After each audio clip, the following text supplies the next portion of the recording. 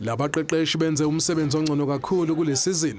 Njengoba beshiya amakhosi esendaweni enhle kulokho, baphinde bawafaka emidlalweni yeCAF ngesizini ezayo.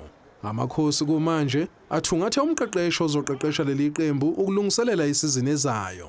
Umhleli wezemidlalo emsakazweni iJozi FM uThemba Shabalala uthi uPitso Msimane useyamaniswe kakhulu naleli qembu nguye okulungela ukucija leli qembu.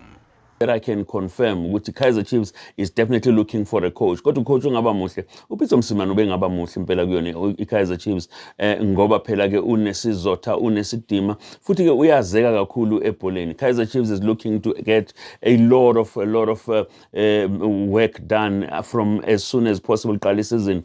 Ngiyacabanga ukuthi if bazothatha uPitso Msimane, he is the actual coach that they need ngoba one bafuna bangene kwi-continent, number two they need to refresh and rearrange indlela yabo benze izinto ngayo laphana ke eNatural. Umshengu uphinde wathi inkulu incindezi ukuthi leli qembu kumele linqobe izicoco.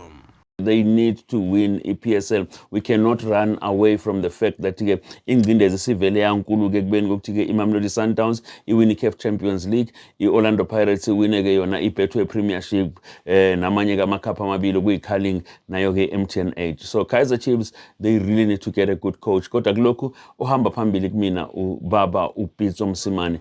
Amakhosi kulindeleka amamezela umqeqesho omusha maduze nje.